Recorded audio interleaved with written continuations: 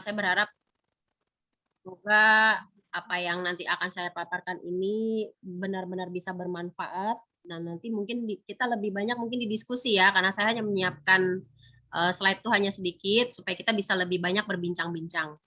Mungkin dalam bentuk pertanyaan nanti ya. Oke, saya akan langsung share screen.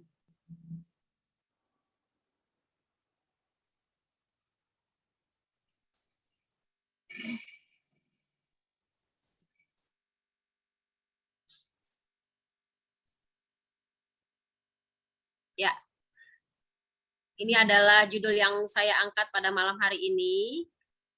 Tema ya, tema dan judulnya. Kemudian ya, tak lengkap rasanya jika tidak perkenalan terlebih dahulu. Jadi saya mohon izin ya memperkenalkan diri dulu. Nama saya Barita Sianturi. Saya seorang psikolog klinis ya. Di pekerjaan saya sehari-hari adalah di rumah sakit Profesor Dr. Sulianti Saroso. Sekarang sudah berganti nama menjadi Pusat Infeksi Nasional Sulianti Saroso. Saya memiliki keluarga dengan 1 orang suami dan 3 orang putri ya. Lalu kemudian selain di Rumah Sakit Sulianti Saroso, saya juga bekerja bergabung dalam tim psikologi Poppy Amalia seperti yang tadi sudah disebut oleh Pak Ganda. Di sana saya bertugas untuk melakukan konseling secara online. Jadi banyak audiensnya Ibu Poppy Amalia itu yang membutuhkan konseling. Nah, itu saya adalah salah satu timnya. Jika nanti ingin konsultasi boleh juga buka Instagramnya Ibu Poppy Amalia ya atau langsung melalui saya. Pengalaman lain-lain saya adalah menulis buku kesempatan terakhir. Ini mengenai kisah 10 orang ODA, ya orang dengan HIV/AIDS yang menjadi klien saya atau pasien saya di Rumah Sakit Sulianti Saroso dan juga di rumah sakit lain. Yang kemudian kisah-kisah mereka yang penuh dengan perjuangan dan inspirasi itu saya tuangkan di dalam buku ini untuk menjadi inspirasi untuk banyak orang ya. Kemudian ini buku ini sebenarnya sudah saya tulis dan sudah selesai di 4 tahun yang lalu. Tapi kemudian saya diamkan saja, tidak pernah diterbitkan dan tidak pernah saya edit gitu ya, hanya jadi perpustakaan aja ya, masuk perpustakaan di rumah saya gitu tanpa saya edit dan juga tanpa saya publikasi. Nah, kemudian ketika di bulan Maret 2020 COVID-19 merebak di Indonesia khususnya Jakarta, itu kemudian saya mulai berpikir bagaimana saya bisa membantu banyak orang dan saya sendiri bisa meluangkan banyak waktu untuk mengembangkan diri justru di masa COVID ini karena pada bulan Maret dan seterusnya itu kan terjadi juga PSBB ya. Walaupun saya bekerja di rumah sakit hampir setiap hari itu harus masuk bekerja, tetapi situasi di Jakarta pada waktu itu PSBB, jadi tidak memungkinkan buat saya juga setelah pulang kantor untuk bepergian kemana-mana gitu. Bahkan melakukan bisnis pun akhirnya tertunda. Nah, pada saat itu akhirnya terpikir oleh saya untuk bagaimana saya lebih baik saya mengembangkan diri di masa COVID ini. Nah, seperti itu pada waktu itu ya idenya. Kemudian saya juga bisa mengeluarkan buku yang kedua yaitu Kreatif Mengelola Stres ya.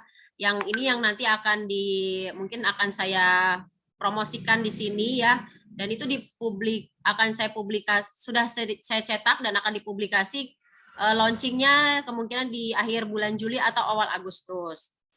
Lalu saya juga pernah menjadi kontributor dalam buku Mengolah Kesusahan Menjadi Kebahagiaan dan buku Misteri Nasib ini adalah buku rohani ya. Tapi di dalamnya ada paparan mengenai psikologi. Jadi saya menulis tentang kebahagiaan secara psikologis, kemudian kebutuhan-kebutuhan secara psikologi yang dituangkan di dalam buku tersebut. Jadi buku rohani ini bukan saya yang menulis, ada penulisnya sendiri namanya Bapak Matius, tetapi saya di situ menjadi kontributornya untuk dari sisi psikologi. Nah, kemudian yang terakhir adalah menciptakan lagu Aku Tangguh ya. Ini atas nama instansi tempat saya bekerja, di mana di sini lagu ini berkisah tentang kita itu harus tangguh di masa ini gitu ya. Kita boleh bersedih, kita boleh kecewa, kita boleh marah, tapi nggak boleh lama-lama gitu. Jadi kasih waktu untuk diri sendiri untuk merenung, beri waktu kepada diri sendiri untuk menurunkan egonya gitu ya, atau pada saat itu dia mungkin sedang sedih ya, beri waktu buat sedihnya gitu, tapi tidak boleh lama dan harus segera bangkit kembali. Jadi ketika kamu bangkit, kamu akan lebih tangguh dari sebelumnya. Nah, kira-kira lagu ini bercerita seperti itu. Jika ada yang penasaran nanti dengan lagunya, lagu ini sangat enak untuk didengar, sangat membangkitkan semangat gitu ya. Boleh nanti dibuka di YouTube channelnya Rumah Sakit Sulianti Saroso, Aku Tangguh gitu. Nanti akan keluar muncul lagunya dengan para penyanyinya adalah perawat dokter dari Rumah Sakit Sulianti Saroso dan ada artisnya yaitu Lea Simanjuntak, Putri Ayu dan juga Andi Noya yang mendukung lagu ini. Demikian perkenalan dari saya. Nah, ini adalah buku yang pertama yaitu Kesempatan Terakhir ya tentang pejuang-pejuang HIV/AIDS ya yang sudah di ujung tanduk, di ujung kematian, tapi ternyata masih bisa bertahan hidup sampai sekarang, bahkan ada yang masih hidup walaupun dia sudah 18 sampai 20 tahun lalu mengidap HIV/AIDS ya, dinyatakan positif HIV. Nah, kemudian ini buku yang kedua saya adalah Kreatif Mengelola Stres. Nanti di dalamnya adalah yang akan sedikit nanti saya kupas gitu ya, dan berisi solusi-solusi yang sifatnya sangat praktis untuk dilakukan di rumah, untuk dilakukan sendiri tanpa harus ke psikolog. Tapi kalau nanti ternyata masalahnya terlalu berat, boleh nanti konsultasi kepada saya langsung. Bagi siapapun yang membeli buku ini, nanti saya berikan konsultasi gratis. Ya, kita masuk ke dalam materi dulu ya Bapak Ibu, supaya kita bisa membahas mengenai bagaimana sih cara mengelola stres kita setiap hari gitu ya. Nah, ini saya akan membahas dulu secara globalnya, yaitu di mana kita sekarang saat ini sedang menghadapi yang namanya pandemi ya. Kalau di Indonesia masih dianggap sebagai pandemi ya. Jadi seluruh kota di Indonesia ini sudah merasakan yang namanya situasi yang sangat mencekam, menakutkan ya bagi banyak orang, tapi sebagiannya lagi menganggap ini hal yang biasa saja gitu ya. Nanti kita akan bahas mengenai respon. Nah, apa saja sih dari dampak dari pandemi ini? Yang pertama, orang bisa saja terpapar atau tidak terpapar. Orang bisa saja terinfeksi atau tidak terinfeksi COVID-19. Jadi ada yang terinfeksi, ada yang tidak. Jadi tidak semua orang mengalami ternyata harus terpapar atau terinfeksi, ternyata tidak semua orang gitu ya. Ternyata ada orang yang tidak kena gitu, tidak harus mengalami infeksi COVID-19. Nah, kemudian yang kedua, masalah ekonomi. Ternyata masalah ekonomi ini juga menjadi masalah tersendiri nih di masa pandemi. Banyak perusahaan yang tutup, banyak perusahaan yang gulung tikar ya. Terjadi PHK besar-besaran, ada yang dipekerjakan di rumah, tapi ketika dipekerjakan di rumah tidak bergaji gitu ya. Jadi ekonomi menjadi terganggu. Baik itu yang cuma mungkin pekerja toko kaki lima, bahkan sampai pengusaha-pengusaha yang besar gitu ya, itu semua mengalami dampak ekonomi, dan ini yang menimbulkan bisa menimbulkan stres jika orang itu tidak bisa mengelolanya gitu. Nah, yang akan saya bahas dalam buku adalah ini nanti. Jadi orang-orang yang memiliki masalah secara ekonomi atau berdampak secara ekonomi, bagaimana dengan stresnya gitu ya. Walaupun nanti sedikit saya kupas juga tentang kesehatan. Nah, lalu yang ketiga adalah faktor sosial dan psikologi. Faktor sosial ini apa sih? Yaitu faktor kita tahu sendiri kalau sekarang kan PKKM ya istilahnya, kalau dulu PSBB gitu. Nah, itu kan satu masalah yang menyulitkan buat banyak orang gitu. Di satu sisi hendak bekerja, tapi di sisi lain juga ada rasa takut untuk keluar rumah. Di satu sisi ingin mengunjungi keluarga terdekat, tetapi di sisi lain dilarang untuk bertemu dengan keluarga. Nah, itu menjadi masalah gitu. Dan ini nanti kalau dibiarkan atau tidak bisa diatasi sendiri oleh yang bersangkutan, maka akan mengalami stres. Nah, kemudian yang terakhir adalah dampak psikologis. Ketika COVID ini pertama kali merebak, orang menjadi ketakutan, orang menjadi terstigma gitu ya, bahwa COVID ini sangat mematikan ya, bisa membunuh dan lain-lain, yang membuat orang itu menjadi ketakutan, bingung ya, tidak tahu harus berbuat apa. Dan kalau untuk yang sekarang-sekarang ini, ketakutannya bukan lagi tentang COVID, walaupun ada juga yang masih takut tentang COVID, tapi sudah bergeser ketakutannya adalah kalau terpapar COVID, apakah saya bisa mendapatkan tempat di rumah sakit. Nah, sekarang sudah lebih bergeser ke sana. Karena sekarang hampir semua rumah sakit rujukan COVID itu sudah full ya. Dulu awal-awal yang menjadi rumah sakit rujukan hanya rumah sakit pemerintah. Yang swasta tidak diberikan kesempatan untuk merawat COVID, pasien-pasien COVID-19. Tapi kemudian saking banyaknya masyarakat yang terpapar COVID-19, akhirnya rumah sakit swasta pun dijadikan rumah sakit rujukan. Bahkan yang tadinya bukan rumah sakit pun ya seperti gedung-gedung perkantoran atau wisma gitu ya, itu dijadikan rumah sakit darurat atau dijadikan tempat-tempat untuk isolasi mandiri. Jadi memang kondisinya ya sekarang seperti inilah kondisi pandemik di Indonesia khususnya, karena kalau di luar negeri ada yang sudah bisa mengatasi atau melalui. Sedangkan Indonesia masih harus bergelut atau bergumul dengan pandemi ini. Nah, disinilah nanti letaknya timbulnya banyak permasalahan ya.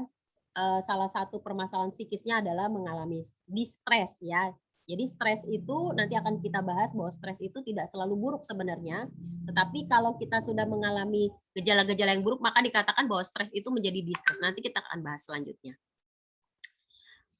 Nah, ini adalah dinamikanya ya. Pertama ada pandemi. Ketika ada pandemi, orang punya reaksi beda-beda. Nah, ada orang yang pikirannya mulai kacau ketika pandemi ini mulai tersiar melalui media, ya, melalui media TV, radio, internet khususnya ya. Itu mulai kacau. Kacaunya apa? Kacaunya ya tadi apa namanya? Apakah saya tertular? Apakah saya nanti bisa tetap makan di sini? Apakah saya tidak bisa bertemu teman-teman ya? Apakah saya akan selalu sekolahnya daring? Apakah saya harus selalu WFH gitu ya? Jadi ini akan membebani pikiran. Pikiran tuh mulai bicara banyak gitu di dalam pikiran, macam-macam. Nanti kita mungkin bisa diskusi apa aja sih yang jadi bahan pemikirannya Bapak Ibu semua yang hadir pada saat ini, pada saat pandemi pertama dengan saat ini. Nanti mungkin kita bisa dapat tuh apakah ada perbedaan masa yang dulu dengan masa yang sekarang dalam hal cara berpikir dalam menanggapi COVID ini.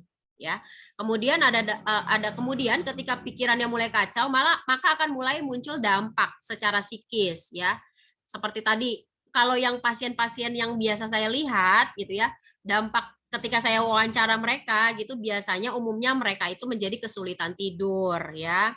Kemudian mulai tidak fokus dan konsentrasi ya, atau kemudian menjadi kebingungan, menjadi sedih, apalagi kalau mereka itu sampai tertular ya, atau menularkan orang. Itu double tuh beban psikis yang mereka rasakan ketika mereka duluan kena, terus kemudian ada keluarganya yang menjadi terinfeksi karena dirinya, itu double beban psikisnya. Di satu sisi, sorry maaf,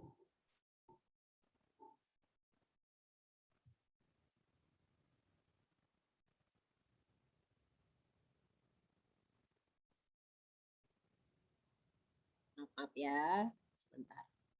Nah, jadi menjadi double karena dia sendiri sedang sibuk dengan dirinya gitu ya, sedang sibuk bagaimana menenangkan diri sendiri, tapi kemudian juga ada masalah di mana keluarganya terpapar juga, dan terpaparnya karena dirinya, jadi double, beban pikirannya juga jadi double. Nah, ini akan mengalami dampak-dampak psikis yang akan kita pelajari nanti apa saja dampaknya. Lalu ketika dampak psikisnya ini tidak bisa diatasi, ya, dampaknya yang muncul adalah hal-hal yang cenderung ke arah yang kurang baik, maka tingkah lakunya juga mulai negatif. Kayak tadi misalnya menjadi gangguan tidur, ya, menjadi marah-marah, menjadi kurang konsentrasi, tidak tahu apa yang harus diperbuat, ya, hasil yang dikerjakan pun jadi tidak baik. Nah, ini yang dikatakan dia bisa saja mengalami distres. Ketika orang mengalami distres, maka terjadi penurunan imunitas. Sedangkan di masa pandemi ini, imunitas itu sangat diperlukan. Nah, ketika misalnya terjadi distres dan tidak bisa dikelola, ya maka imunitasnya juga menjadi berantakan. Kalau imunitasnya menjadi berantakan atau kurang memadai, maka bisa muncul berbagai macam penyakit yang disebabkan oleh COVID ini. Ya, salah satunya ada pneumonia misalnya, atau gangguan pada pencernaan. Nah, yang kedua, tipe yang kedua, ketika pandemi ini masuk ke Indonesia, mungkin di awalnya dia ada rasa takut ya, tapi kemudian cara berpikirnya benar gitu, atau cara berpikirnya dia bisa kelola cara berpikirnya, ya. Misalnya dia berpikir bahwa oh COVID ini adalah kesempatan emas nih untuk mengembangkan diri, untuk belajar, untuk punya banyak waktu di rumah, misalnya gitu ya. Pandemi ini adalah cara buat dirinya itu untuk lebih lebih apa menjaga kebersihan. Nah, itu cara berpikirnya dia. Nah, ketika cara berpikirnya seperti itu mengarah kepada positif, maka dampak yang akan dirasakan juga akan baik ya tentunya gitu. Dia akan lebih tetap semangat dalam bekerja, tetap tetap yakin bahwa kehidupan ini nanti akan bisa diatasi, akan lebih baik gitu ya. Dibandingkan memikirkan yang buruk, maka orang-orang tipe ini lebih baik memikirkan hal-hal yang penting atau yang prioritas gitu bagi dirinya dan bagi keluarganya. Maka responnya akan positif ya, tidak mudah marah gitu ya, tapi tetap memberikan memiliki getaran yang positif buat orang lain juga, ingin berbuat kebaikan untuk orang lain, membantu sesama ya. Kemudian hasil yang dilakukan ya tentu saja hasilnya baik, bisa dilihat oleh lingkungan, dan ini adalah tipe orang-orang yang dapat mengelola stresnya pada akhirnya. Ya, nah ini apa sih yang menyebabkan pikiran kacau atau menyimpang gitu ya? Karena terlalu banyak informasi yang masuk. Misalnya salah satunya berita-berita di televisi ya, berita-berita di televisi yang tidak disaring, semua berita ditonton, semua berita di YouTube ditonton, diikuti dari yang pro sampai yang kontra, dari yang hoax sampai yang memang benar sebenarnya, semua ditonton. Akhirnya apa? Akhirnya pikirannya menjadi salah gitu cara berpikirnya. Yaitu salah satunya adalah tadi informasi. Atau kemudian selain informasi juga biasanya yang membuat pikiran kacau adalah tadi karena mengalami hal-hal yang buruk. Misalnya dia mendapatkan PHK ya, kemudian atau mencari pekerjaan yang sulit. Nah, ini bisa menjadi menumpuk di dalam pikiran sehingga menjadi pikiran otomatis. Pikiran otomatisnya ini menjadi menyimpang ya. Saya ambil 3 aja. Dalam buku Kreatif Mengelola Stres itu ada 10. Nah, 10-10-nya ini nanti bisa dibaca oleh Bapak Ibu. Kalau Bapak Ibu nanti memesan buku ini, saya ambil 3 aja ya. Jadi kenapa saya angkat ini supaya Bapak Ibu tuh bisa menyelidiki atau menganalisa diri sendiri, saya tuh sebenarnya pola pikir saya itu udah benar nggak sih selama ini gitu ya. Apa saya tuh cenderung negatif ya dalam berpikir, atau saya tuh udah lebih baik kah dalam berpikir. Nah itu jadi bisa dikoreksi sendiri dirinya. Saya angkat 3 aja ya karena waktu nggak banyak. Yang pertama filter mental. Orang-orang yang melakukan filter mental adalah orang-orang yang selalu memandang segala sesuatu tuh dari sisi negatif. COVID ini semuanya negatif ya, walaupun apakah itu dianggap sebagai hanya rekayasa manusia, apakah COVID ini dianggap adalah sebagai virus yang mematikan saja, pokoknya dia hanya bisa melihat dari sisi negatif.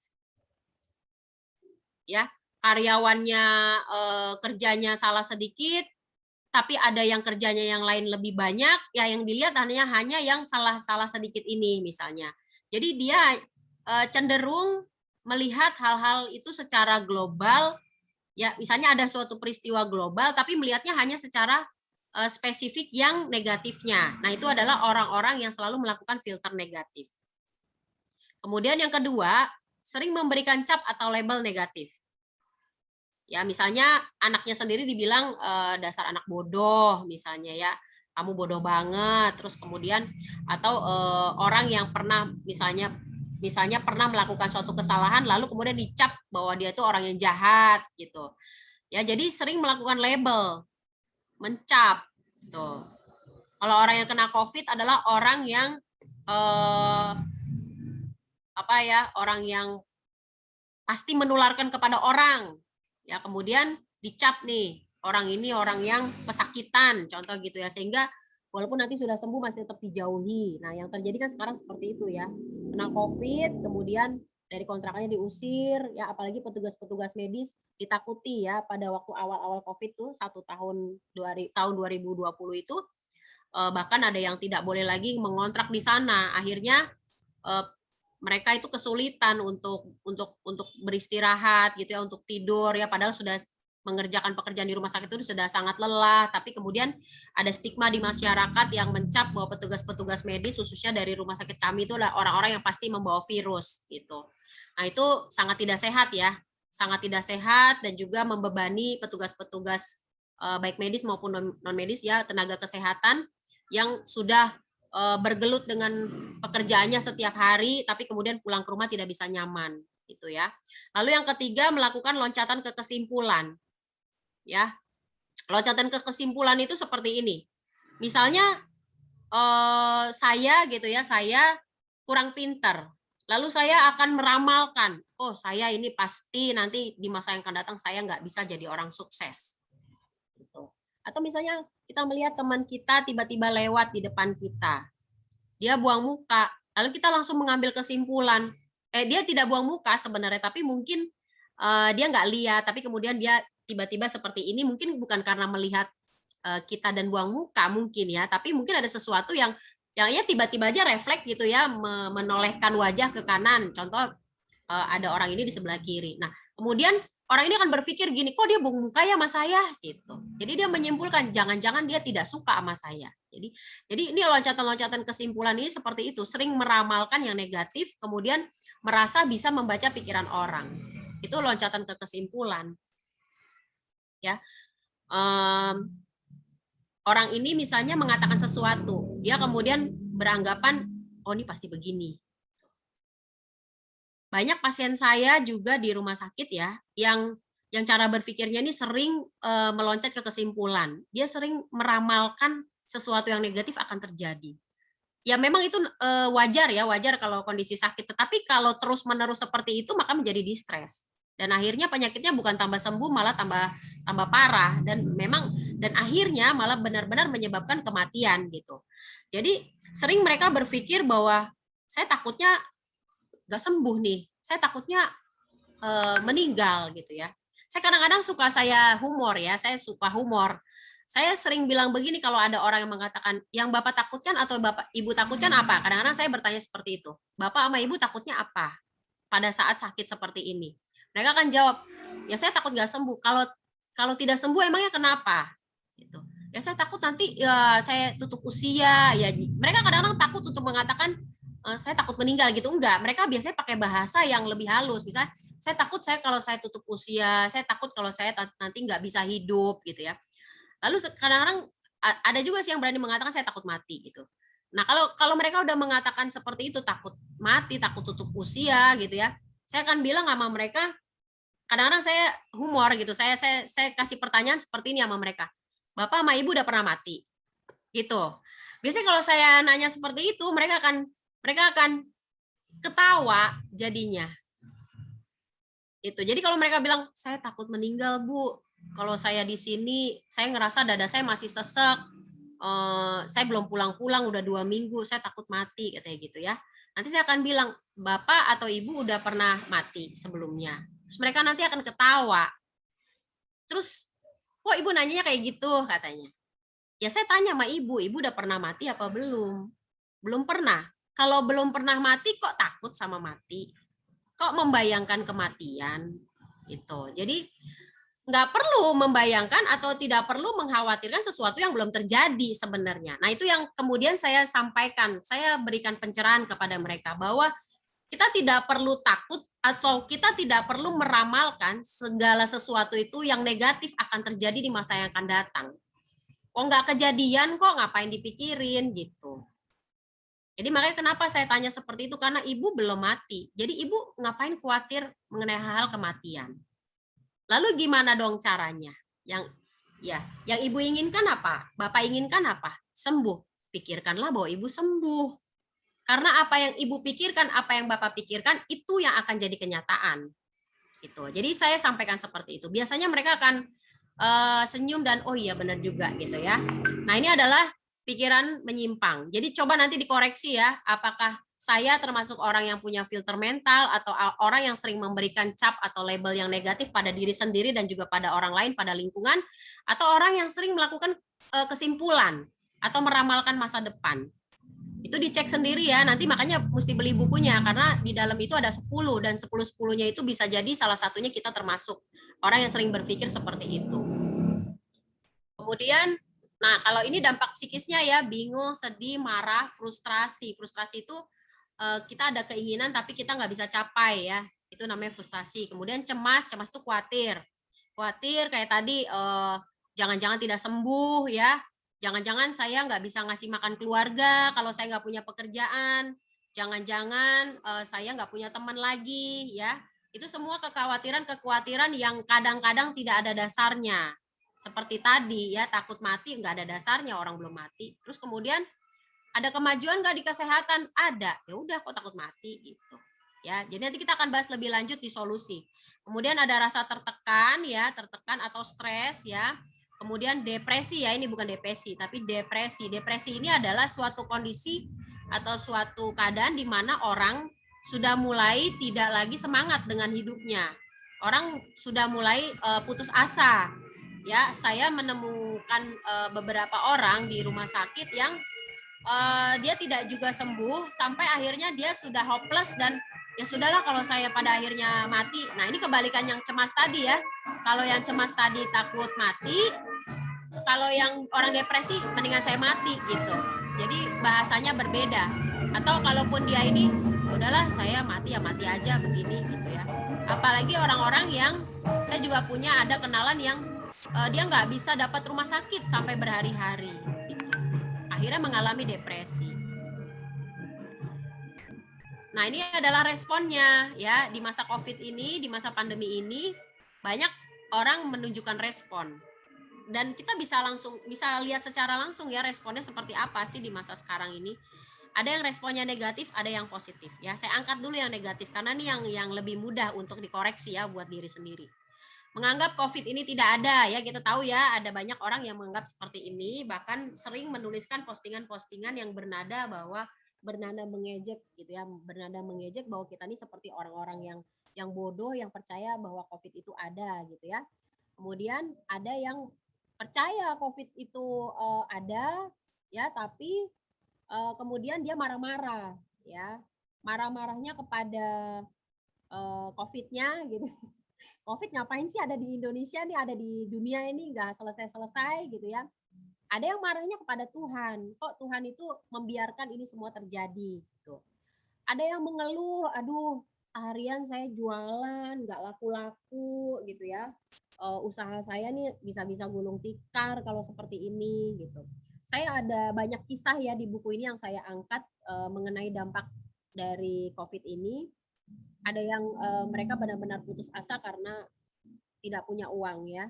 Untuk membeli bahan-bahan untuk meningkatkan imunitas aja susah, sangat susah. Itu karena nggak punya pekerjaan. Sebelumnya ini ibu rumah tangga, sedangkan suaminya itu sebelumnya adalah karyawan dan ternyata di PHK.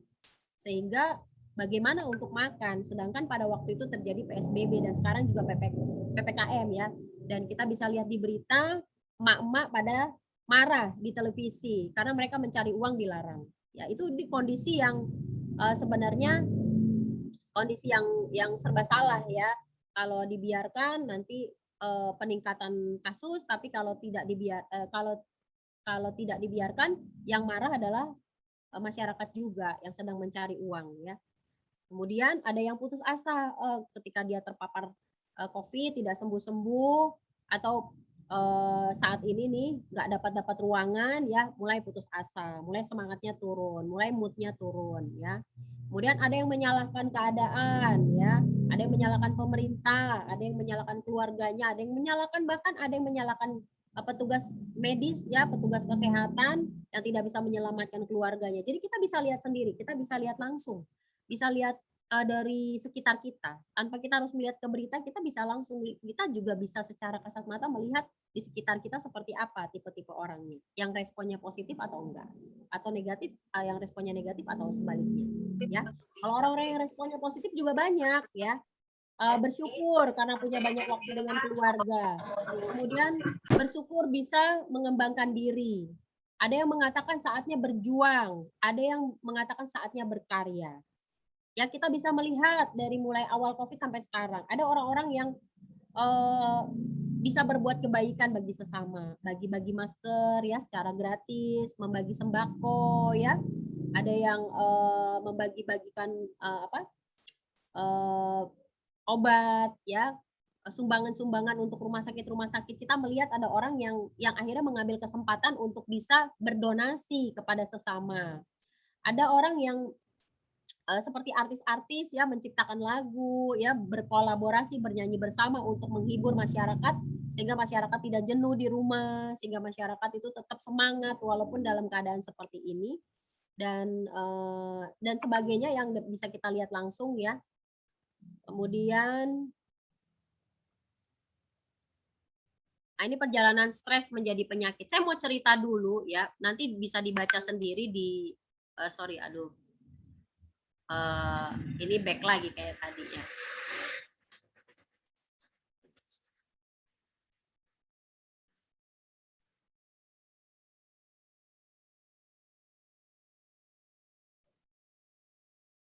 Iya, jadi dalam buku saya mengangkat sebuah kisah tentang camp penyiksaan di Nazi ya, camp penyiksaan zaman dulu Yahudi ya, di mana di sana ada seorang psikiater di dalamnya bernama Viktor Frankl.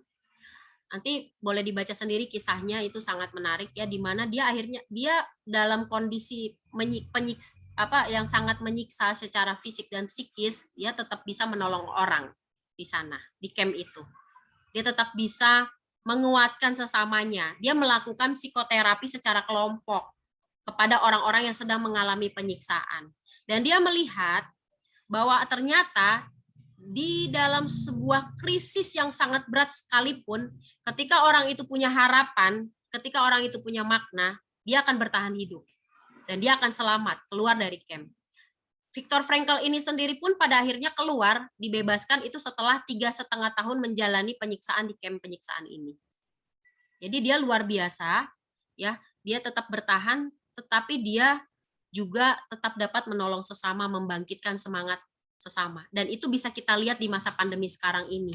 Banyak orang yang tetap bisa menolong sesama, ya, tetap berpikir positif walaupun kehidupannya atau kehidupan kita saat ini bersama-sama ya, seluruh Indonesia ini sedang di masa yang sangat sulit dan berat. Gitu ya. Nah, kemudian perjalanan stres menjadi penyakit. Ya, Viktor Frankl juga melihat bahwa ketika seseorang itu benar-benar tidak kuat terhadap penyiksaan yang dialami, ya, maka akan muncul stres. Dan ketika stresnya sudah semakin besar, menjadi distres, ketika distresnya sudah semakin besar, dia tidak bisa mengatasi, maka menjadi sebuah penyakit. Dan akhirnya mengalami kematian. Ya. Nah, apa sih tanda dari stres itu? Sebelumnya saya akan kasih tahu, stres itu adalah suatu kondisi fisik dan psikis ya, di mana seseorang itu menganggap dirinya ini tidak mampu mengatasi tuntutan atau tugas yang sedang ada di hadapannya. Itu adalah stres. Ya. Tapi kalau stres itu bisa membuat dia menjadi seorang yang berprestasi, maka itu dikatakan eustress. Jadi stresnya malah stres yang baik gitu ya. Tapi kalau stres ini mengakibatkan seseorang menjadi sakit ya, atau tidak bisa berfungsi seperti normalnya gitu, maka itu dia artinya dia mengalami distres ya. Yang lebih banyak yang kita alami ini adalah distres ya, yang tidak bisa kita kelola. Nah, kemudian apa sih perjalanan penyakit dari stres itu gitu ya, sampai seseorang akhirnya berkata saya nggak mampu, saya nggak bisa. Terus akhirnya munculnya dalam bentuk penyakit. Yang pertama ada alarm dulu di dalam tubuh, ya, ada rasa nggak enak gitu ya, kok pusing-pusing gitu ya. Nah, kemudian kok perasaan nggak enak gitu ya. Nah itu ada alarm di dalam tubuh kita, di dalam diri kita yang menunjukkan bahwa kita itu mengalami stres. Karena adanya stresor dari luar, ya. Kemudian yang kedua, mulai merasa berkeringat, ya, gemetar, jantung berdebar, yang terjadi secara otomatis. Jadi tiba-tiba aja tuh, ketika di depan saya misalnya ada sesuatu yang harus saya hadapin, saya merasa saya tidak mampu, tidak percaya diri, maka itu akan muncul otomatis. Tiba-tiba deg-degan, jantung berdebar, terus berkeringat, ya, keringat, tangannya berkeringat, ya, dan lain-lain gitu ya, yang tiba-tiba muncul. Kemudian dalam situasi stres, tubuh akan mengeluarkan hormon kortisol. Nah, hormon kortisol ini yang membuat sistem di tubuh itu terganggu. Jadi ketika seseorang itu mengalami stres, distres ya, maka akan muncul hormon kortisol yang membuat sistem di tubuh itu menjadi terganggu, dan itulah yang menyebabkan munculnya berbagai macam penyakit. Dan untuk saat ini ya, imunitas itu menjadi terganggu. Ketika imunitasnya terganggu, turun, ya itu bisa sakit, bisa terpapar COVID-19, atau kalau sudah terpapar COVID-19 bisa muncul penyakit-penyakit lain, gejala-gejalanya dari sedang hingga berat gitu. Ya. Kemudian ini solusi yang saya angkat adalah secara umum aja. Kalau di buku saya itu saya angkat dari 2 pendekatan, yaitu pendekatan kognitif ya, itu secara gamblang, secara praktis saya sebutkan satu demi satu supaya lebih mudah diikuti. Kemudian yang kedua dari teori logo ya, di mana seseorang tuh harus mendapatkan makna apa sih yang ada di dalam kehidupannya. Situasi seperti ini tuh makna apa yang bisa dia dapat gitu, yang membuat dia itu punya harapan, punya tujuan gitu ya. Nah, ini yang secara umum aja, berpikir yang benar dan baik. Jadi tadi kalau ada pola pikir yang salah ya, yang menyimpang tadi, itu diselesaikan dulu. Nah, di sini di buku ini akan ada kiat-kiatnya bagaimana merubah itu ya, dari yang pikirannya menyimpang jadi pikirannya jadi benar gitu ya, tidak salah berpikir. Kemudian dapat memahami makna hidup yang dijalani saat ini, memiliki harapan ya. Ketika seseorang itu punya harapan, dia pasti akan berusaha sampai kepada harapannya itu. Tapi kalau orang yang sudah tidak punya harapan, maka dia akan berhenti memperjuangkan apa yang dia yakini atau apa yang dia inginkan. Mendekatkan diri pada Tuhan ini so pasti sangat penting ya. Karena tanpa Tuhan, tanpa Yang Maha Kuasa membantu kita, memberikan kekuatan pada kita dan menyembuhkan kita dan membantu kita dalam setiap problem-problem kita, pasti kita akan mengalami kesulitan di dalam hidup ini ya. Kemudian mengatur kualitas tidur. Kurang tidur bikin kita itu ngantuk. Kalau ngantuk bikin kita tuh jadi malas, jadi bad mood, jadi emosi juga jadi bermasalah ya. Kemudian olahraga ringan setiap hari ya, bisa jalan-jalan kaki aja yang murah gitu ya, atau gerak-gerak badan di rumah ya 15 sampai 30 menit. Itu aja udah cukup kok untuk membuat kita jadi rileks dan jadi refresh setiap harinya. Kemudian relaksasi otot progresif. Ya, ini banyak kok di YouTube, bisa dicari relaksasi otot progresif itu seperti apa. Ya, bisa dilakukan sendiri di rumah. Banyak ahli-ahli relaksasi, ahli-ahli hipnoterapi gitu ya. Yang memuatnya atau mempublishnya di YouTube ya, bisa dilihat secara langsung di sana untuk bisa menenangkan diri sendiri di rumah.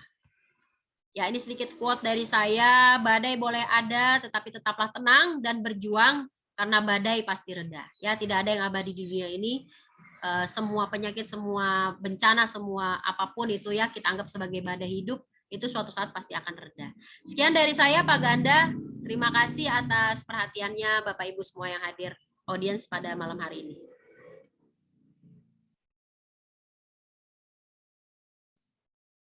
Saya kembalikan pada Pak Ganda.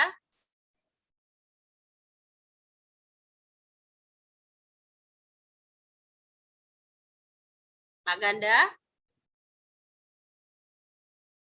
Pak Ganda?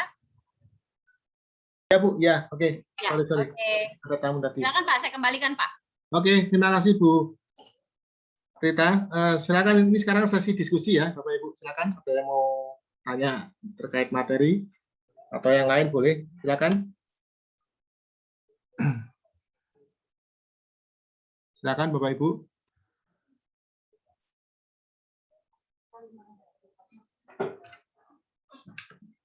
Ada yang mau ditanyakan? Yuk. Oke.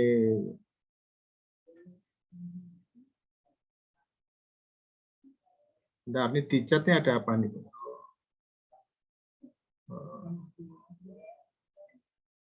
Belum ada ya. Oh, ini ada pertanyaan di chat nih. Kalau mau beli bukunya gimana nih, Bu Rita? Di chat room.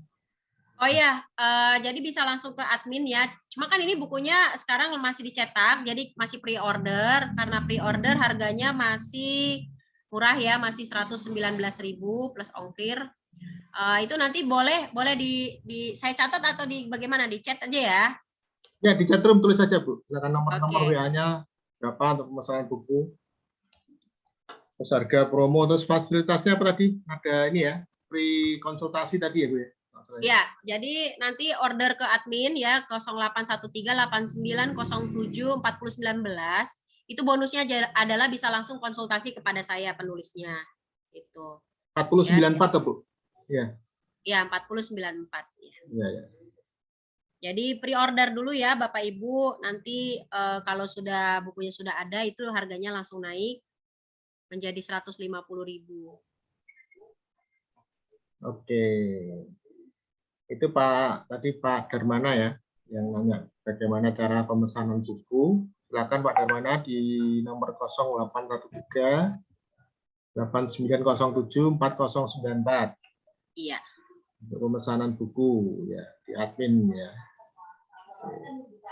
Silakan yang lain. Mungkin kalau ada yang pertanyaan bisa langsung open mic. Ya, ini ada di chat Pak. Selamat malam Kak Barita. Ya, ini ada yang ada Ibu ada Ani, ini ada yang testimoni, mungkin boleh Pak dikasih kesempatan ini. Ya, boleh, silakan Bu Ani. Silakan. Mau ngomong Ya. langsung boleh. Bu Ani Rahayu ya. Ya. Silakan Bu Ani langsung open mic aja Bu Ani. Bu Ani Rahayu. Iya, baik. Ya, silakan Bu, silakan. Selamat malam Kak Barita. Ya, perkenalkan ya, saya pernah dirawat juga di Rumah Sakit Sulianti Saroso November yang lalu. Ya, berkat dukungan psikologi ya dari Kak Barita, banyak perubahan yang terjadi pada diri saya sih Pak. Intinya saya yang dahulu benar bernegatif thinking terhadap suatu masalah yang dihadapi, sekarang belajar perlahan-lahan menjadi positive thinking, dan banyak sekali Pak yang perubahan yang saya alami Pak, seperti itu. Iya. Ya, Ani lanjut atau sudah? Ya.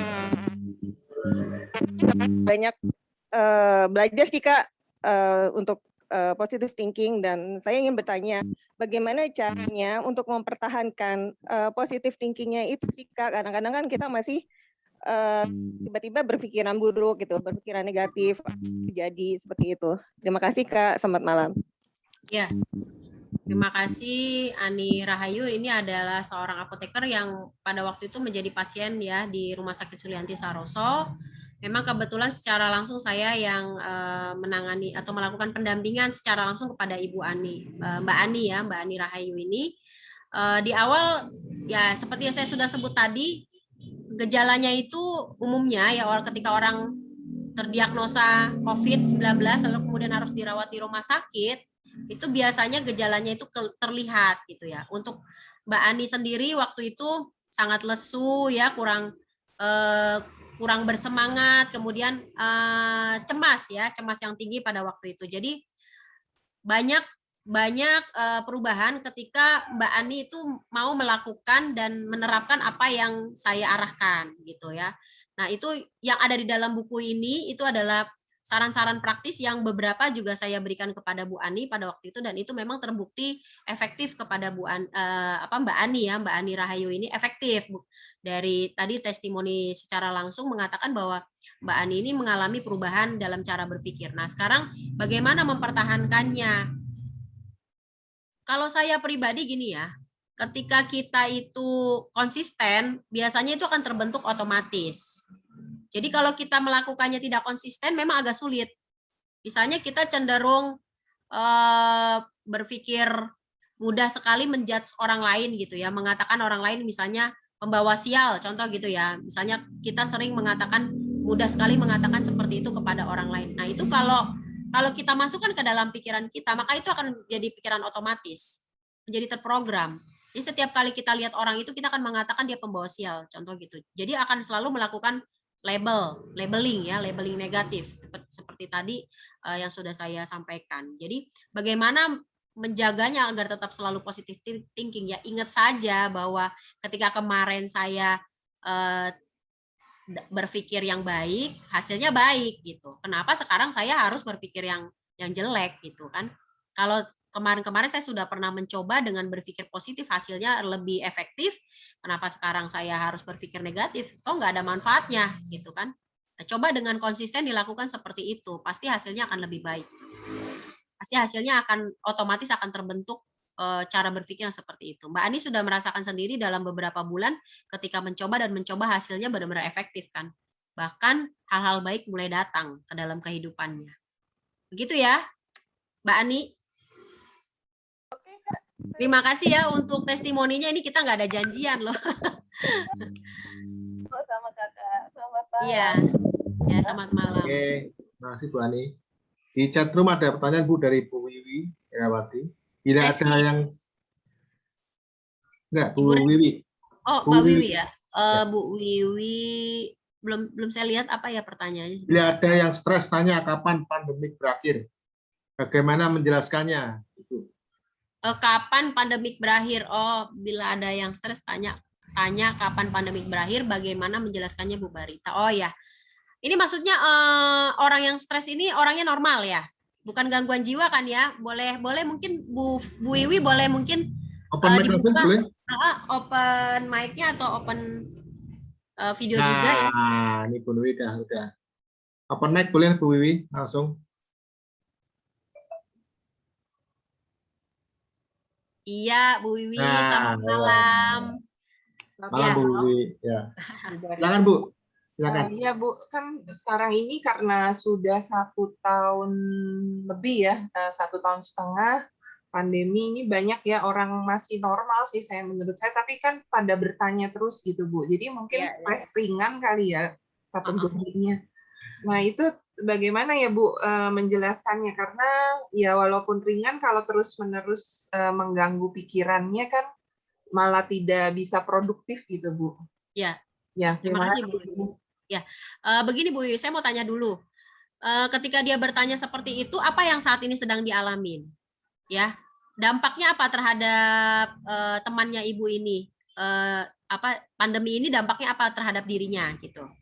Yang jelas sih secara ekonomi kan melambat ya Bu ya. Jadi keuangan keluarga itu juga terganggu gitu Bu. Oke, iya. Gitu. Ya, betul. Memang dan memang dari beberapa data ya, itu saya juga mengutip beberapa data gitu ya, bahwa pandemi ini sebentar saya buka ya.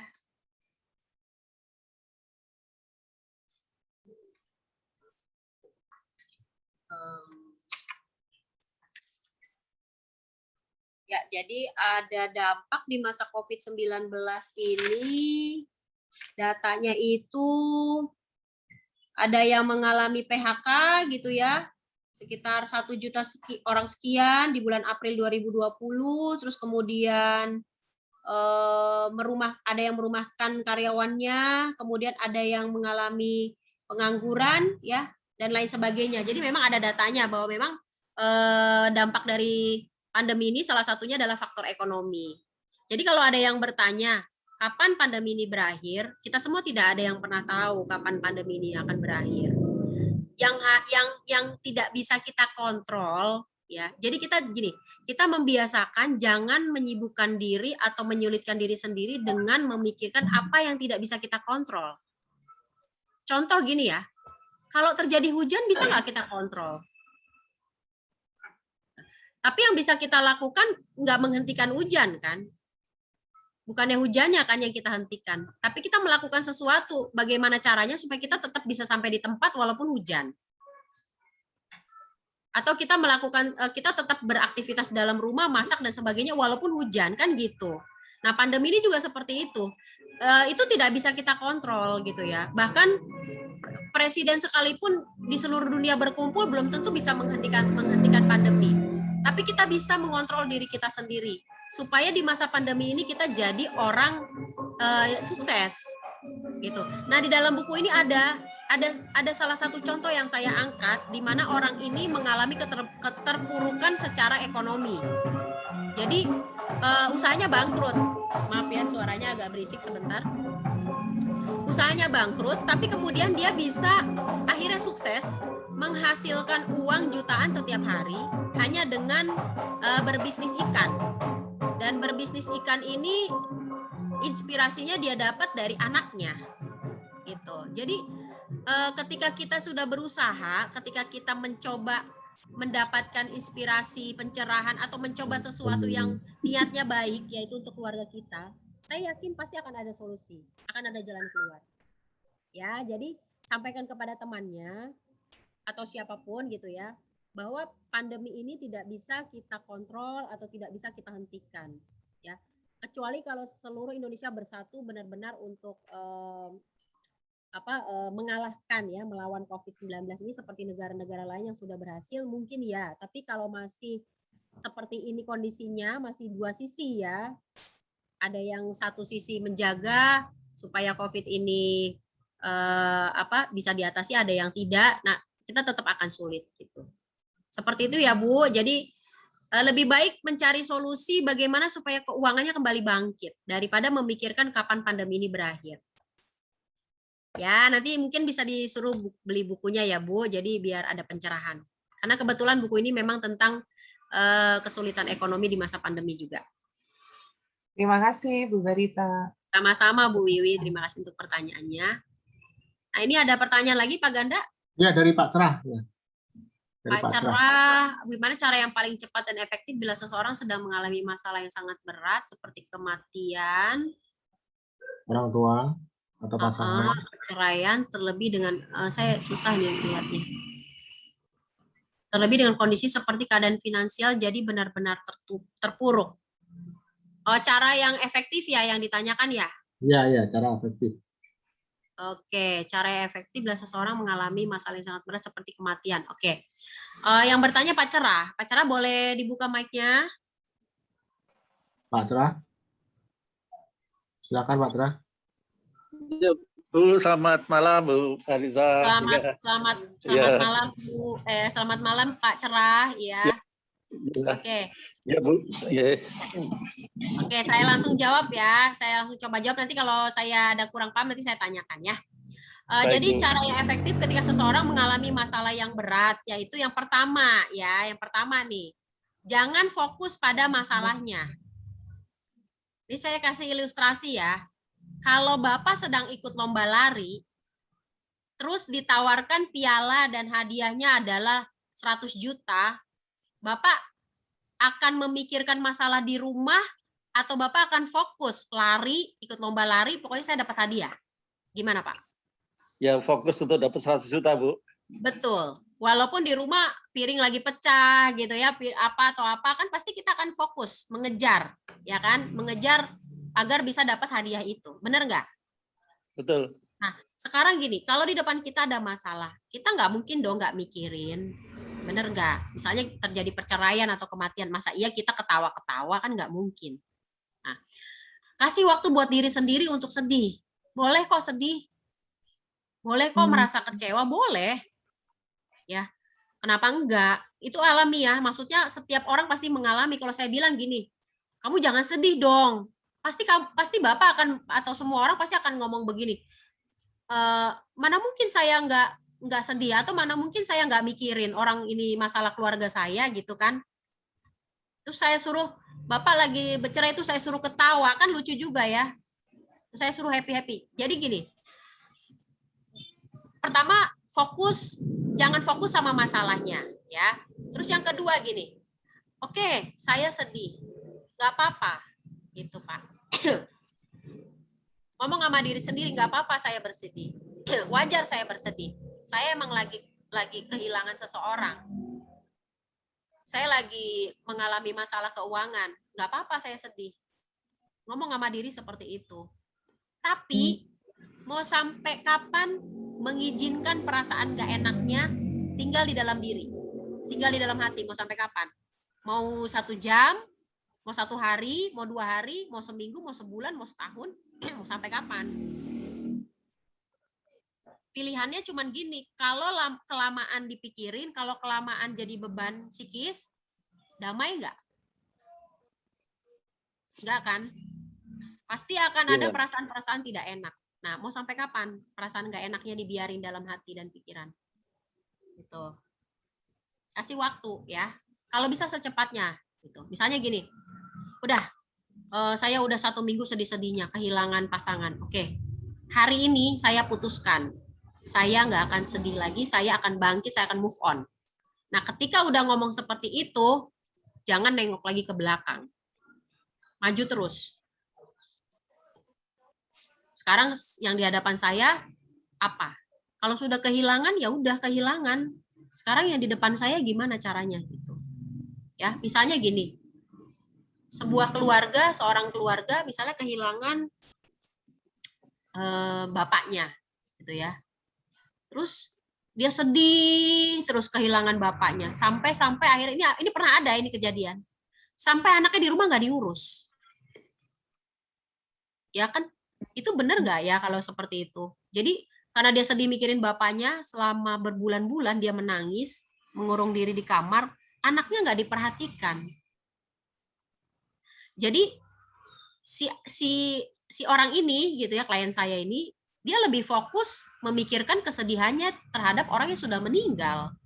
Sedangkan kepada yang masih hidup, anaknya menjadi tidak fokus gitu. Menjadi terpecah pikirannya.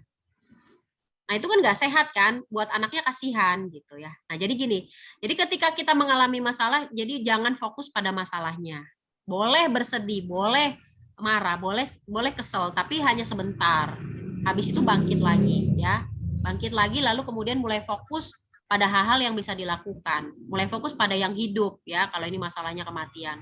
Mulai fokus pada keluarga yang masih tinggal pada kita. Kalau itu masalahnya perceraian. Mulai fokus pada apa usaha yang bisa dilakukan kalau itu masalahnya finansial. Itu ya Pak. Jadi jangan fokus sama masalahnya dan kasih waktu buat diri sendiri tapi habis itu langsung move on. Mungkin itu yang cara termudahnya. Pak Cerah? Terima kasih Bu Ya. Barita. Ya, Jadi memang sama-sama. kita sendiri juga harus ini ya, artinya bisa self talk yang positif dan juga kalau perlu butuh bantuan konselor juga ya atau psikiater supaya cepat move on gitu ya. Karena kadang-kadang itu tadi ya. Kalau ada luka batin yang dalam ini kan kadang-kadang agak sulit untuk move on kalau tidak dibantu oleh orang lain atau ikut seminar seperti itu atau baca buku dan sebagainya. Terima kasih Bu Barita. Benar Pak Cerah, terima kasih juga untuk masukannya dan infonya. Kalau misalnya masalah itu terlalu berat dan terlalu sulit untuk dilakukan sendiri, ya sebaiknya minta bantuan profesional. Gitu. Terima kasih Pak Cerah. Terima kasih Bu. Iya. Ya, oke. Sepertinya di atas ada yang memberikan komentar, Bu Reski ya, salam kenal. Oh tadi udah pergi ya, tadi padahal mau saya jawab ini mengenai hormon kortisol tadi saya mau jawab sih, ya itu. Tapi sudah tidak ada ya, oke. Oke. Baik, silakan siapa lagi Bapak Ibu yang mau bertanya atau mau sharing boleh. Ya boleh langsung, boleh juga Pak, tidak usah melalui chat. Silakan. Atau kita foto dulu Bu, foto bersama dulu ya. Oh ya. Ya, yuk Bapak Ibu. Mau izin untuk kita open video dulu untuk foto bersama bareng Bu Barita. Ya.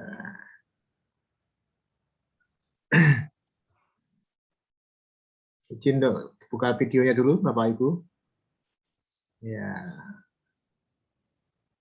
Kita foto dulu ya.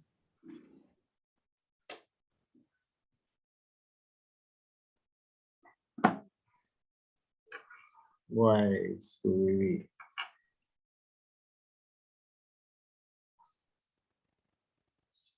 Yang lain? Pak Kris, Pak Sakita, Bu Lucy, Bu Ani. Mohon izin untuk dibuka dulu videonya. Kita foto dulu. Bentar. Ya.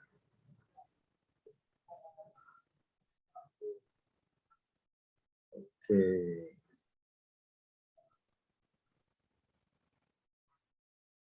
Oke, kita foto dulu ya. Ya, 1, 2, 3. Oh, ulangi tadi Pak Budi belum buka ya. Oke, 1, 2, 3. Baik, silakan kalau ada yang bertanya lagi, Bu Pak Budi. Saya mau tanya Pak Budi.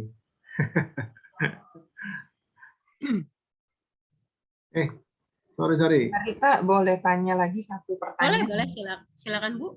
Bu, di masa pandemi seperti ini yang dimana tadi banyak orang yang stres ataupun bermasalah, ini saya mau penjelasan aja Bu, secara profesinya, seorang psikolog dan psikiater apa nih Bu perbedaannya saat menangani pasien yang stres ini Bu?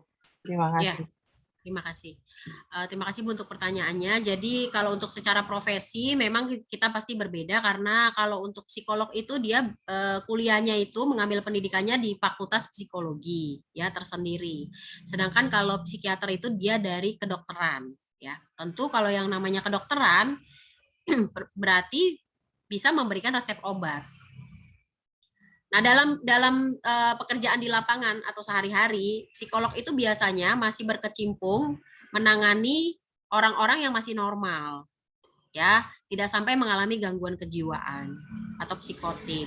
Jadi masih yang normal, misalnya masalah rumah tangga, ya, masalah anak-anak, kemudian masalah pekerjaan, hubungan sosial, ya, kesehatan seperti ini ya, masalah pendampingan pada saat sakit COVID, nah seperti itu. Tapi kalau misalnya pasiennya sudah membutuhkan obat, misalnya tidak bisa tidur sudah lama, sudah berminggu-minggu ya, memberikan obat tidur, maka itu yang harus memberikan adalah dokter atau dalam hal ini kalau psikiaternya ada ya oleh psikiaternya. Kemudian kalau dalam hal terapi sih sama saja, dokter bisa memberikan terapi, psikolog pun bisa memberikan terapi. Cuma biasanya yang senang ngobrol banyak yaitu psikolog gitu. Gitu Bu, kalau psikolog mau diajak ngobrol panjang lebar ya gitu, konselingnya lebih lama ya, seperti itu Bu Vivi, Bu Wiwi. Di dalam buku Bu, sekedar ingin tahu aja, ada dibahas juga kan Bu masalah-masalah yang timbul akibat tadi ya stres di pandemi ini Bu. Soalnya saya ada baca beberapa berita kan seperti peningkatan perceraian juga ya Bu akibat dari pandemi yang panjang ini Bu. Iya. Kalau dampak perceraian memang saya tidak masukkan, tidak kupas. Mungkin untuk next buku ya, next book mungkin bisa ya idenya dimasukkan ke dalam buku yang berikutnya. Tapi kalau di buku ini dampak dari stres itu adalah lebih kepada kesehatan, karena kebetulan di masa pandemi ini kita lagi butuh sehat. Kita lagi butuh imunitas yang bagus, yang tinggi. Jadi kalau mengalami stres, kesehatan imunitas kita turun, otomatis kesehatan juga terganggu, ya menurun gitu. Jadi saya lebih banyak mengupas stres ini, dampaknya perjalanan penyakitnya itu dari mulai yang tadinya tidak sakit menjadi akhirnya menjadi sakit, mengalami berbagai macam penyakit ya. Saya sebutkan ya, ternyata stres itu banyak banget loh dampaknya. Misalnya ini seperti misalnya penyakit jantung ya, ternyata juga bisa disebabkan oleh stres. Kemudian tekanan darah tinggi ya yang meningkat, gejalanya bisa karena stres juga ya. Kemudian gangguan tidur, sakit kepala ya. Kemudian sakit punggung, nyeri dada, ya, terpapar COVID-19 juga ternyata itu juga bisa disebabkan oleh stres gitu.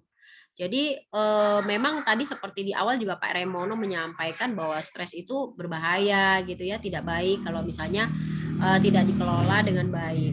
Ya, saya tidak akan mengatakan buang stres atau hilangkan stres, enggak, karena setiap hari kita pasti berhadapan dengan stresor.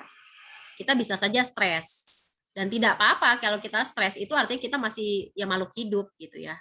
Kadang-kadang stres itu memacu kita untuk berusaha gitu. Misalnya kalau yang lagi kesulitan ekonomi nih, hari ini nggak ada uang buat beli makan, dia kan akan stres. Dari stresnya itu dia akan berusaha cari uang gitu. Suatu ketika ada seorang yang mau melahirkan ini istrinya, dia bingung. Pendapatan dari ngojeknya itu hanya berapa belas ribu hari itu, sedangkan periksa ke dokter ya dan bidan itu kan di atas 100.000. Dia stres pada waktu itu. tapi dia bisa nyelesain akhirnya gitu kan. Walaupun mungkin harus meminjam atau dia menambah jam terbangnya, ya pokoknya intinya dia berusaha gitu kan. Daripada hanya di kamar terus kemudian meratapi nasib, kok saya begini amat nih di masa pandemi nggak punya uang, ya nggak dapat uang kan. Itu tapi berusaha aja, dan itu ya mindset sih yang paling penting yang harus diperbaiki gitu. Saya tuh maunya apa? Saya mau sukses. Ya udah, berpikirlah bahwa kamu tuh akan sukses. Jadi apa yang kita pikirkan kan itu yang akan jadi kenyataan. Kalau kita mikirnya besok jangan-jangan saya nggak makan lagi, ya itu juga yang akan terjadi gitu. Jadi dari mindset, dari cara berpikir dulu, mau mula-mula yang harus dibenahi, dibereskan. Nanti yang lainnya itu respon-responnya itu akan mengikuti sejalan dengan itu. Dan saya selalu katakan kepada pasien, ketika kamu sudah bisa netral emosinya, ketika kamu sudah bisa tenang, ketika kamu sudah bisa melihat bahwa penyakit ini adalah sesuatu yang memproses kamu, dan kamu bisa mendapatkan sesuatu makna di dalam penyakit ini, maka yang baik itu akan datang dengan sendirinya.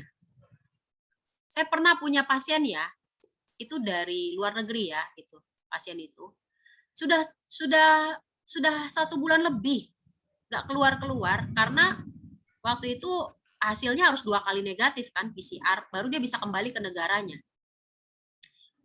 Harus 2 kali, dan itu ternyata udah positif, udah negatif, totalnya pemeriksaan berikutnya positif gitu kan. Dia sangat stres dan marah-marah gitu. Pertama kali saya konseling tenang, habis itu marah-marah lagi karena ada masalah lain juga, yaitu pembayarannya sangat mahal gitu kan. Jadi dia tambah stresnya, penyakit nggak hasil PCR nggak negatif, terus tambah lagi harus biaya yang makin banyak karena bengkak gitu ya, karena dia lama di sana. Nah yang kedua, ketika saya datang, saya sampaikan lagi kepada dia bahwa kalau Bapak seperti ini terus, pikirannya masih memikirkan hal yang negatif akan terjadi, ya maka akan seperti ini, akan lama gitu, maaf. Jadi pikirkan apa yang Bapak inginkan. Kemudian mulai tenang, mulai rileks. Saya relaksasi ya, kemudian dia rileks. Ketika rileks, saya bilang sama dia, kalau Bapak sudah rileks, yakin bahwa hal yang baik itu akan datang. Dan benar aja ketika dia sudah mulai menerima, oke, saya menerima itu hasilnya, apapun hasilnya, saya menerima dengan sabar, saya menerima dengan tenang. Beneran loh, 2 kali berturut-turut itu kan dalam jangka waktu 5 hari kan, itu negatif hasilnya. Begitu juga dengan seorang ibu juga seperti itu. Begitu dia menerima, dia tadi udah marah-marah, sudah lapor ke keluarganya, keluarga sudah telepon bolak-balik ke sini gitu ya. Ketika dia mulai menerima, pasrah gitu ya, terus kemudian dia sabar ya, nggak usah nunggu hasil gitu ya, tidak usah aduh harus negatif, nggak usah seperti itu, pokoknya jalanin aja, cooling down, nothing tulus gitu. Beneran gitu, dia sudah 2 bulan di rumah sakit itu, Bu, sudah 2 bulan, itu akhirnya negatif 2 kali berturut-turut. Jadi apa yang kamu inginkan itu aja yang kamu pikirkan, jangan bayangkan yang hal-hal yang tidak kamu inginkan. Kita salah, kadang-kadang justru yang kita takutkan itu yang kita pikirin terus, akhirnya yang kita takutkan itu kejadian. Berpikir kematian, akhirnya takut mati, akhirnya mati beneran gitu kan. Jadi tadi seperti saya bilang, ketika mereka berpikir kematian, takut mati, saya selalu bilang dengan canda gitu, dengan humor, emang Bapak sama Ibu udah pernah mati? Saya bilang, nanti mereka tuh akan ketawa kalau saya tanya seperti itu. Kok Ibu nanyanya kayak gitu? Ya iya benar, karena Ibu memikirkan hal-hal yang belum terjadi. Ibu meramalkan hal-hal yang belum terjadi gitu. Kalau Ibu maunya sehat dan sembuh, ya bayangkan Ibu sehat dan sembuh. Ngapain memikirkan yang belum terjadi gitu. Akhirnya dia kalau udah ketawa kan ada hormonnya tadi ya. Hormon serotonin atau dopamin dan sebagainya yang akhirnya perasaan bahagianya muncul kan. Ketika perasaan bahagianya muncul, dia happy, dia bisa rileks. Imunnya mulai naik.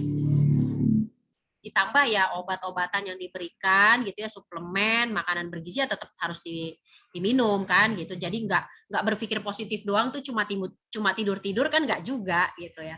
Jadi semua hal dilakukan gitu. Ibadah juga tetap harus dilakukan, olahraga juga. Maksudnya kalau isolasi mandiri di rumah ya, tapi kalau yang sudah di ICU kan tidak mungkin olahraga gitu ya, atau di ruangan isolasi yang dia cukup berat penyakitnya ya nggak mungkin olahraga ya. Mainnya di mindset, pikiran, harapan, hope ya, kemudian obat-obatan, suplemen semuanya dilakukan dengan baik, makan juga dengan gembira, semuanya pasti hasilnya baik. Itu Bu Wiwi ya. Ya, terima kasih sama-sama Bu. Bu Rita Ya, mau tanya Bu Rita. Silakan Pak Kris, kita diskusi kok malam hari ini. Saya mau tanya, untuk tingkatan stres itu apa aja sih? Maksudnya ada sedang, ringan, Ada ya. dan ukurannya seperti apa gitu kan? Apakah sampai kalau memang berat sampai bisa ya maaf aja sampai jadi gila atau gimana gitu? Dan kadang-kadang kan orang nggak mengetahui itu kan, tiba-tiba sudahlah jadi ya karena nggak kuat lagi. Mungkin karena nggak ngerti, nggak ada biaya untuk ke psikolog atau gimana. Nah ini saya karena ya kondisi saat ini ya rekan-rekan di kantor itu kadang-kala cepat marah dan luar biasa itu. Jadi saya ingin tahu tingkatan stres yang berat atau yang ringan seperti gimana, ukurannya apa itu. Terima kasih. Ya, terima kasih Pak Kris. Jadi di sini di buku ini nanti bisa dibaca secara lengkap ya. Saya jelaskan di sana tahapan dari stres. Jadi seperti tadi juga ada perjalanannya sebenarnya ternyata gitu ya, orang dari stres ringan tiba-tiba menjadi berat itu ya, itu ada perjalanannya, nggak ujuk-ujuk, ada prosesnya gitu ya. Dimulai dari tahapan pertama. Tahapan pertama itu adalah di mana ini yang paling ringan ya. Jadi tahap pertama itu justru stres itu membuat seseorang itu semangat, kayak tadi saya bilang. Dia mungkin mau menghadapi ujian, kan stres. Karena stres dia belajar. Nah, ketika nilainya bagus dia kan happy, gitu ya. Itu tahap pertama. Jadi masih tahap ringan. Stres diperlukan justru untuk tahap ringan ini. Ya, kita misalnya mau melamar pekerjaan kan dak-dikduk. Ya kan? Itu wajar gitu, natural aja. Tapi karena dia dak-dikduk maka dia mempersiapkannya benar-benar. Supaya pada saat wawancara dia bisa menjawab pertanyaan dengan baik. Nah, kemudian naik nih levelnya kalau dia biarkan, atau misalnya tahap yang pertama itu tidak bisa diselesaikan, misalnya dak-dikduknya nggak berhenti-berhenti gitu ya, kemudian juga udah dak-dikduk tidak mempersiapkan diri dengan baik, maka dia stresnya akan naik ke level berikutnya ya. Di level kedua atau tahap kedua ini reaksinya bisa mulai kelelahan, mulai ada keluhan-keluhan kecil ya, keluhan-keluhan ringan seperti tiba-tiba jadi mudah lelah ya di jam-jam tertentu, misalnya setiap kali pulang kerja langsung capek gitu. Nah, terus kemudian mulai kayaknya pencernaan tuh kayak ada nggak nyaman ya, belum sakit nih, tapi mulai nggak nyaman, otot-ototnya tuh kayak pegel-pegel semua, kayak kencang semua. Nah, itu tahap berikutnya. Mulai ada reaksi fisik yang tidak enak gitu. Nah, kemudian jadi itu bisa kelihatan tuh kalau ini stresnya nih, oh baru ringan, oh ini tahapnya berat gitu ya. Nah, kemudian yang tahapan ketiga, di tahap ketiga itu kalau dia nggak bisa juga menyelesaikan di tahap kedua tadi, maka mulai ada gangguan lambung. Ya, lambungnya mulai terasa sakit. Kemudian ketegangan ototnya mulai terasa, misalnya di bagian sini mulai kenceng, sakit banget kalau ditekan kayak gitu ya, udah mulai seperti itu. Lalu gangguan pola tidur. Nah, ini udah mulai ada gangguan pola tidur. Kalau ada gangguan pola tidur nih berarti udah naik ke tahap 3 ya. Kemudian di tahap keempat itu bertahan sehari aja kayaknya udah nggak mampu. Bekerja aja kayaknya 1 hari itu udah nggak mampu. Udah kayaknya nggak kuat ya gitu ya. Udah lemes banget gitu ya. Nah itu di tahap keempat. Jadi yang semula pekerjaan itu gampang dikerjakan, tiba-tiba hari itu benar-benar tidak mampu. Kemudian di tahapan kelima, jika berlanjut, maka kelelahan fisik dan mentalnya akan semakin dalam. Ketidakmampuan menyelesaikan pekerjaan atau tugas yang ringan aja juga nggak mampu gitu ya. Kemudian ada gangguan sistem pencernaan dan ada perasaan takut yang lebih besar. Jadi udah mulai misalnya muncul panik. Kayak sekarang nih misalnya takut sama COVID ya, mulai panik ya, kemana-mana pakai maskernya 2 gitu ya. Terus kemudian pegang ini takut gitu ya, kepanikan, terjadi panik ya. Terus belanja bahan-bahannya kayak waktu itu ya, kelihatan kan waktu pertama-tama pandemi orang langsung buru-buru berebut makanan di mall. Nah itu panik tuh, ciri-ciri panik, orang mulai stres seperti itu. Kemudian yang tahap ketiga tahap ke-6 itu sudah mulai membutuhkan perawatan ke rumah sakit ya, mulai masuk IGD ya, karena debaran jantungnya keras, susah bernafas, seolah-olah dipikirnya penyakit jantung.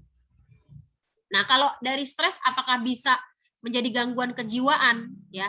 Biasanya tidak langsung gangguan kejiwaan ya Pak Kris, tapi dia mulai mengalami gangguan psikis yang lebih berat. Ya, misalnya depresi ya.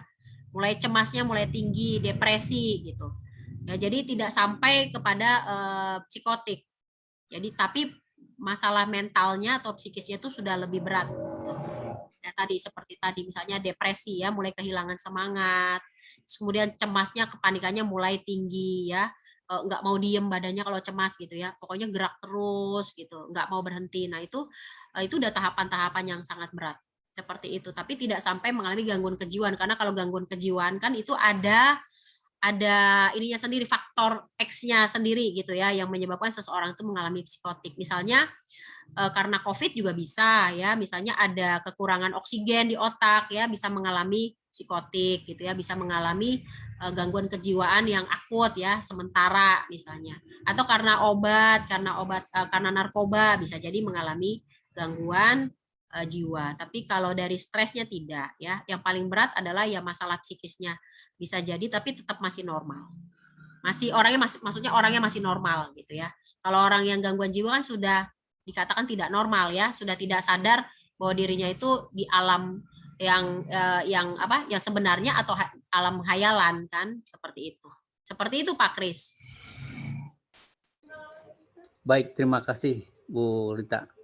Ya, sama-sama Pak. Tapi kalau memang dia memang ada, saya tambahkan sedikit, kalau memang ada potensi ya bisa jadi ya mengalami gangguan jiwa. Kalau ada potensi ke arah gangguan jiwa dari kepribadiannya bisa jadi, bisa saja gitu. Seperti itu Pak Kris. Tapi kalau sudah depresi dan nggak bisa diatasi kan levelnya semakin naik juga kan Bu? Betul. Karena saudara kami juga seperti itu, sudah depresi dan nggak bisa diatasi, akhirnya agak seperti ya ada gangguan ya otak. Jadi pakai obat terus gitu. Iya, jadi itu bukan karena depresinya kan awalnya. Jadi ada gangguan di otak itu yang menyebabkan dia menjadi gangguan kejiwaan. Jadi dipicu oleh stresnya gitu, Pak. Jadi itu pemicunya. Jadi bukan karena perjalanan dari stres menjadi gangguan jiwa, tapi karena ada pemicunya. Jadi mungkin saja ada potensi seperti saya bilang tadi, memang ada potensi gangguan jiwa di dalam diri seseorang itu. Itu. Dia memang sudah memiliki bakat untuk gangguan kejiwaan. Tapi dipicu oleh permasalahan kan, dipicu awalnya kan oleh stresor. Nah, stresor ini lama-lama makin besar, makin berat, dan akhirnya dia ya mengalami gangguan kejiwaan gitu Pak. Itu bukan karena keturunan dulu punya pembawaan gitu ya? Keturunan atau apa? Nggak ada Bu ya? Ya memang saya pernah dengar itu sih. Tapi saya sendiri secara pribadi tidak mengetahui secara pasti ya apakah itu memang bisa karena genetis ya Pak ya. Gitu. Karena saya tidak memperdalam juga ya masalah gangguan kejiwaan, tapi secara gangguan mental organik itu bisa terjadi, artinya secara lingkungan bisa terjadi gitu. Maksudnya karena faktor lingkungan bisa terjadi, faktor dari dalam dirinya bisa terjadi. Maksudnya dia ada potensi ya untuk mengalami gangguan kejiwaan. Tetapi kalau apakah dari keturunan bisa ya bisa tidak sih gitu Pak. Karena ada yang mengatakan kalau orang tuanya mengalami gangguan kejiwaan, anaknya berpotensi untuk mengalami gangguan kejiwaan juga. Gitu. Tapi itu mungkin karena penyebabnya adalah lingkungan. Jadi perlakuan ibunya yang gangguan jiwa terhadap anaknya. Seperti apa? Akhirnya anaknya ini menjadi gangguan kejiwaan juga. Tapi memang umumnya seperti itu ya Pak ya. Kalau orang di garis keturunannya ada gangguan kejiwaan, biasanya keturunan di bawahnya juga ada gangguan jiwa gitu. Oh begitu ya. Iya. Tapi kalau memang sudah terganggu ya otaknya itu memang untuk sembuh, untuk apa itu susah sekali Bu ya.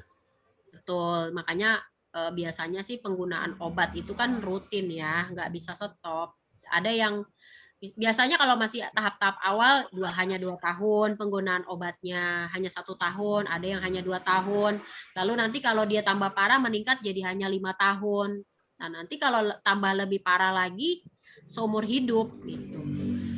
Jadi kalau mau tidak tambah berat harus dengan psikoterapi juga, Pak. Jadi nggak cuma obat. Iya, ini sudah cukup lama sebabnya dengan tergantung obat aja, Bu. Jadi Iya. Ya, maka dari itu seperti saya sampaikan, obat kemudian ya obat membuat dia jadi ketergantungan kan gitu. Tapi karena itu supaya tidak ketergantungan, maka ya betul-betul ini dari semua sisi spiritual ya, artinya kerohaniannya, kemudian juga selain rohani secara psikologis juga harus diterapi gitu ya. Ya memang nggak seperti orang yang normal kan Pak menghadapinya. betul. Iya. Baik, terima kasih untuk pencerahannya, Bu Rita. Sama-sama Pak Kris. Ya ini ada lagi Pak yang mau sharing Pak? Yang tadi di atas. Oh ini sudah dijawab ya oleh Pak Ganda ya? Ya udah. Bu Rita tadi tanya untuk pemesanan buku. Oh iya siap. Ya. Baik. Cukup ya Bu Rita. Nanti kalau ada yang mungkin Bu Rita mau share nomor WA-nya, atau ada yang mau pesan langsung ke Ibu? Ya kalau ada yang mau langsung ke saya juga nggak apa-apa. Saya ketik di sini ya. Ya, Nomornya WA-nya 0819 0555 2698 ya. Ya, kalau nanti mau tanya konsultasi juga boleh ya dengan Bu Rita ya. Iya, betul. Kalau untuk buku bisa langsung ke administrasi 0813 8907 4094. Ya. Itu bonus konsultasi Bu ya nanti ya. Iya, bonus konsultasi langsung ke saya. Ya. Oke. Itu free loh.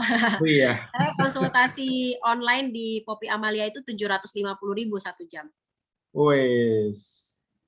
Ya, jadi hanya dengan membeli buku ini bisa langsung konsultasi ke saya. TMR, Pak TMR siapa ya? Oh boleh silakan Pak, langsung aja cek bukunya ke nomor admin. Iya. Ya, terima kasih Bapak Ibu. Ya, terima kasih juga Pak Cerah, Ibu Iwi, terima kasih. Salam kenal untuk semuanya ya. Semoga nanti kita bisa bersilaturahmi lagi. Iya, oke.